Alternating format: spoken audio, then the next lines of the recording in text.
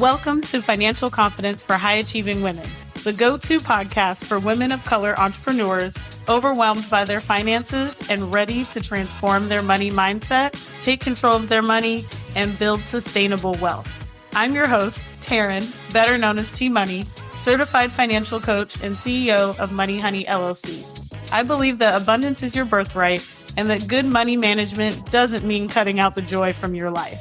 Stick around to learn how you can build intentional money habits that align with your biggest lifestyle goals. Let's get into today's episode.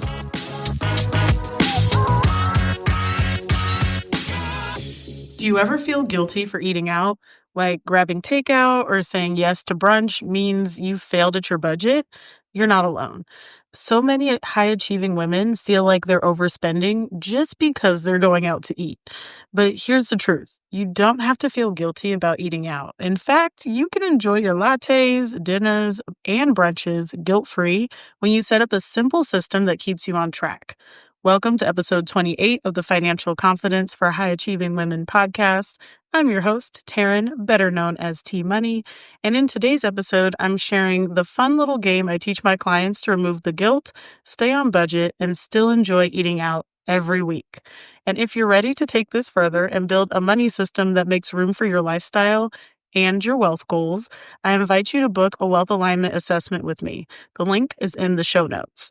So let's get into the problem with guilt and food spending. So many women feel guilty about eating out, like they're bad with money if they grab weekly takeout or brunch. And according to the Bureau of Labor Statistics, the average U.S. household spends about $3,600 per year eating out, and that's roughly $300 per month. And honestly, many people I talk to have a monthly spend on food much higher than that statistic. I've had clients who have felt like failures because they couldn't stick to never eat out budgets or like DoorDash and Uber Eats, like they be calling, okay? Especially with their 40% offers. If you know, you know. And so that tends to be how we have a lot of guilt around, grabbing takeout real quick, especially when you're tired, right? Like it happens. We all go through it. And, that's why I have a game that I usually teach to my clients. It's my signature game. I play it myself. And it's all about choosing how many times you want to eat out this week. So kind of think of them like food lifelines in a way, okay? So you could have like maybe 4 times like you eat out is your goal. And so how this works is that you have these 4 chances, like these 4 lifelines you can take to go, grab takeout for dinner or lunch or something like that. So you have 4, and that's what you start out with each week. And so it, refreshes when you get to Monday. So say you're going through your week and Wednesday you're like, oh, I'm not really feeling it. I think I want to take advantage of this and go, grab something really quick. And that's totally fine.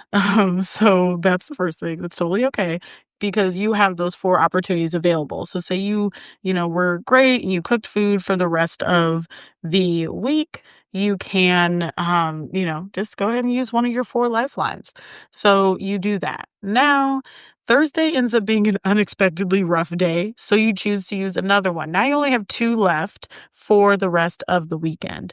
And so that's when you can decide like, okay, maybe, you're thinking about it on Saturday for lunch and you're like, do I use it or do I not? And that's kind of how the game works. Once you max out at 4, it's like you got to go eat food at home. Like you have no choice. That's it. That is all. So that is how the game works. And so you can also budget this like before the week begins if possible. And that's going to help you remove guilt and surprise overspending.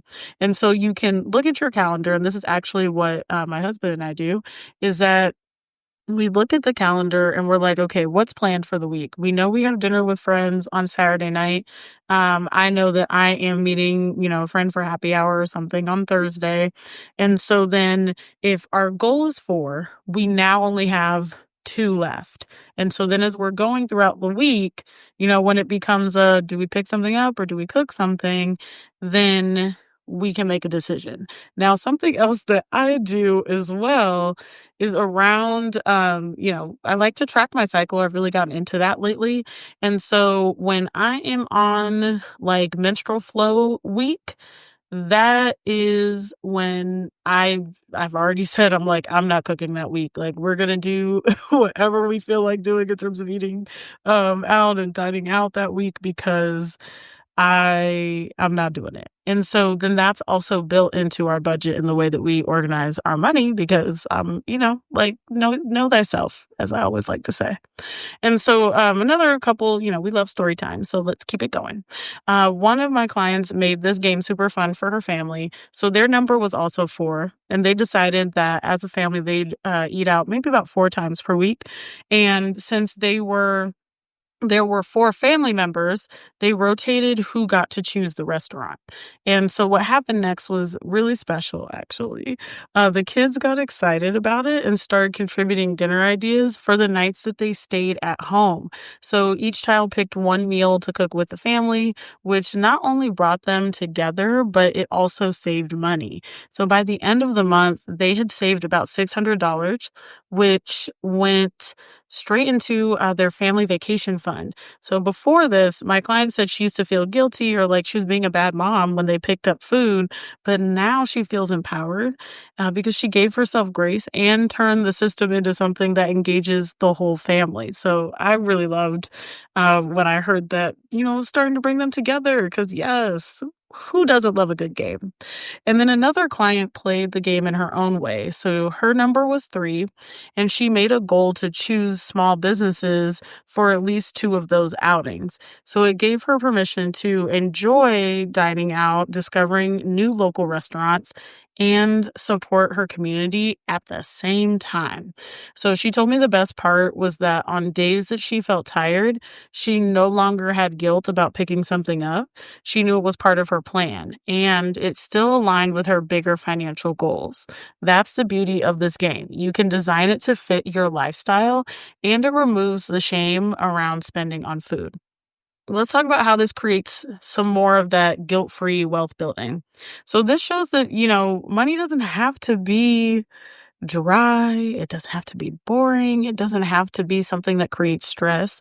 This shows you that you can still enjoy your lifestyle and stay on track financially.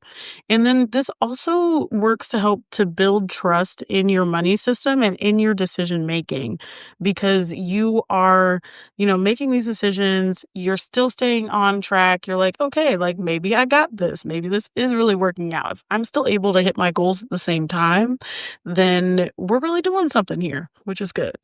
And of course, another statistic from Consumer Finance Protection Bureau is that research shows that people who intentionally budget for fun are more likely to stick to long-term financial goals. And I have seen this play out in many of my clients. Those who are really doing the values-based budgeting are, able to stick to it. They don't feel like it's a chore to have to review their budget or utilize or anything. And it's not about the deprivation, y'all. It's about choice and alignment. And so when you incorporate this game, we're making it fun. We're making money a good time. And we're also, just allowing ourselves to have some grace in how we are even treating ourselves when it comes to meeting these goals and doing things like, being more intentional even with our food and our eating habits. So today we talked about why food guilt is so common, how to use my eating out game to take control, and how this system lets you enjoy your life while building wealth. This week, for your action step, I challenge you to play the game. Decide how many times you'll eat out and stick to it, and notice how much lighter it feels to choose instead of letting the guilt take over. And if you want to take this to the next level and set up the systems that support your lifestyle without sabotaging your wealth, schedule a wealth alignment assessment with me. Together, we'll build a personalized plan that makes room for what you love and your financial goals. The link is in the show notes. And then make sure you're subscribed, because the next episode, we're diving deep into one of my clients' success stories, and you will not want to miss it. I'll catch y'all in the next one. Thank you for tuning into this episode of the Financial Confidence for High Achieving Women podcast. I hope the insights shared in this episode have inspired you to take one small action step toward a more empowered relationship with money. If you're ready to take control of your finances like the rich bitch you are, I invite you to book a 90-minute Organize Your Money Honey intensive with me.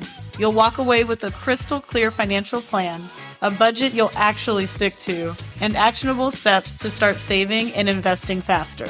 Head to the link in the show notes to book your spot. I'm so grateful to be part of your financial journey, and I can't wait to see all the incredible moves you'll make. Thank you for listening, and I'll catch you in the next episode.